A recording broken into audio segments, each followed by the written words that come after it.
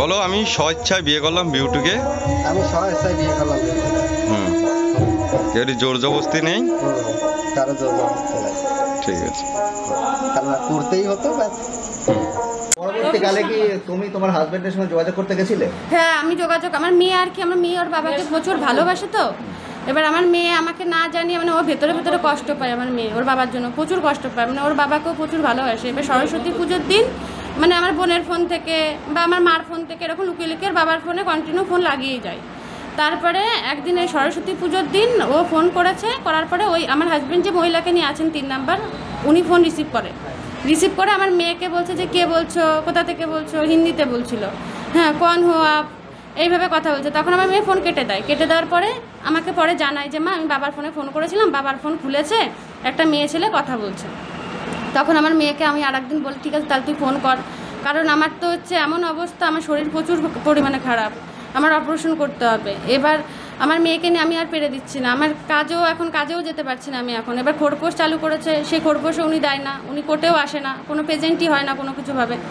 তারপরে আমার মেয়েকে বললাম তুই ফোন কর তাহলে কথা বলি। তারপরে ফোন করলো, ফোন করার পরে সে ফোন তোলার পরে সেই মহিলাই ফোন রিসিভ করলো। সেই মহিলার সাথে আমার মেয়ে যখন কথা বলছে, আমার মেয়েকে মানে ওর বাবার কাছে ফোন ধরা মানে দেবেই না কথা বলতে। তখন আমি পাশ থেকে বললাম যে তোমার যতগুলো ইচ্ছা ততগুলো বিয়ে করো, কিন্তু এই সমস্যাটা সমাধান করে তারপরে তুমি এগোও, কারণ এইভাবে তো হলে তো হয় না। তারপরে উনি আমাকে বিকেলবেলা সন্ধ্যার সময় ফোন করে আমার হাজব্যান্ড ওই নাম্বার থেকে। তখন আর কথা বলিনি, তখন ওই ফোন কেটে দেয়। তারপরে সন্ধ্যার সময় ফোন করে, আমার ফোনে পায় না, আমার মার নাম্বারে ফোন করে আমার হাজব্যান্ড।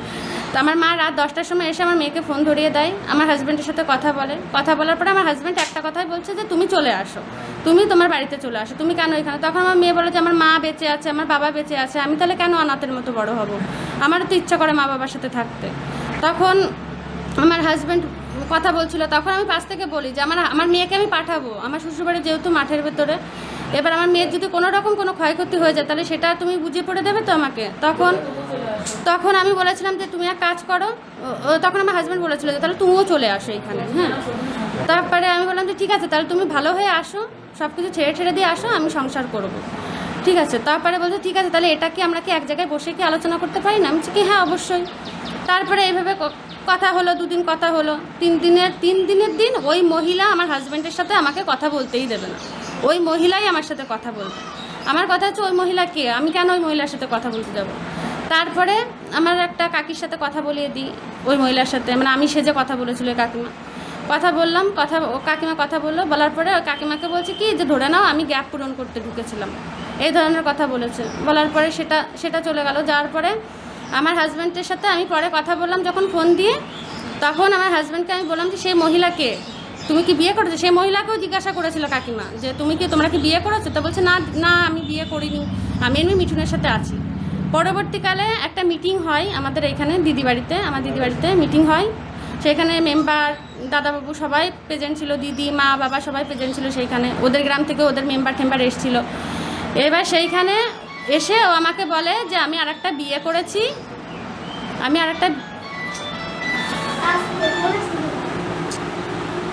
তারপরে আমাদের এই গ্রামে যারা মাতুব্বার আছেন বড়রা, তারা জিজ্ঞাসা করে যে তুমি কি বৃত্তান্ত, কি ব্যাপারে, কিসের জন্য? তখন আমাকে বলে যে আমি বললাম যে হ্যাঁ আমি এরকম ফোন করেছিলাম, একটা মহিলা ফোন তুলেছিল, ও বলেছে যে ওর সাথে থাকে বা কী বৃত্তান্ত, আমি আদৌ জানি না ওর সাথে কী সম্পর্ক। তখন আমার হাজব্যান্ডের সাথে প্রশ্ন করা হয় যে কে সেই মহিলা, তুমি কি আরেকটা বিয়ে করেছো? তখন আমার হাজব্যান্ড বলে যে হ্যাঁ আমি আরেকটা বিয়ে করেছি। হ্যাঁ, তুমি থাকলে থাকো, তুমি যদি সত্যি না যদি সংসার করো তাহলে থাকো। তখন আমাদের গ্রামের সবাই বললো যে না এইভাবে তো হয় না, তুমি কি সব কিছু ছেড়ে দিয়ে কি পূজার সাথে সংসার করবে? তখন বললো যে আমি 3 মাস ভাবি। তারপরে ওই যে 3 মাস ভাবি বলে গেছে, আর কোনো ফোন না, কোনো কথা কিচ্ছু না। আমার মেয়ে মাঝে আমার শাশুড়িকে ফোন করেছে, আমার শ্বশুরকে ফোন করেছে যে আমি বাবার সাথে কথা বলতে চাই, আমার বাবার সাথে কথা বলো, কিন্তু ওরা কথা বলতে যায়নি। যখন তোমার সঙ্গে বিয়ে হয় তখন কতদিন পরে এরকম তোমার প্রতি অত্যাচার শুরু হয়? আমার সাথে যখন বিয়ে হয় প্রথম খুব ভালো, মানে ওর মতো ভদ্র ছেলে নেই, মানে যেমন মিষ্টি করে কথা বলতো। হ্যাঁ, তারপরে জানি যে সন্দেহ হতো যে ওরা নিজের কাকার মেয়ের সাথে এরকম সম্পর্ক আছে। আমি কাউকে প্রকাশ করিনি এটা। 2015 সালে যখন ধরা পড়লো তখন গ্রামের লোকজনই আমাকে বললো যে তুই কি জানতিস না কোনো কিছু, ওর নিজের কাকার মেয়ের সাথে এরকম সম্পর্ক ছিল? তখন আমি বললাম যে না আমি এত কিছু জানতাম না। তোমার বিয়ে হয় কত সালে? 2012-তে বিয়ে হয়। এই মুহূর্তে দাঁড়িয়ে কী চাইছো? আমি এই মুহূর্তে চাইছি যে এই যে আমার সাথে যে অন্যায়টা হয়েছে এটার বিচার চাইছি।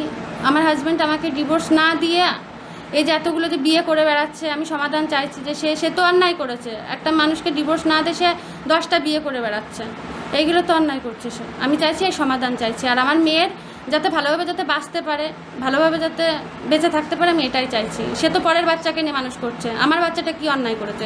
সে তো তারই রক্ত, তার মা বাবা তার বোন কোনো রকম এটার মানে কিছুই করছে না। আমার হাজব্যান্ডের 3 নাম্বার বউ তার আগের পক্ষের মেয়েকে নিয়ে ভিডিও পোস্ট করা, সেইখানে আমার ননদ কমেন্ট করে যে সোনা মা এটা ওটা, কিন্তু আমার মেয়েকে কোনো খোঁজখবর নেয় না। তোমার নাম? পূজা বিশ্বাস।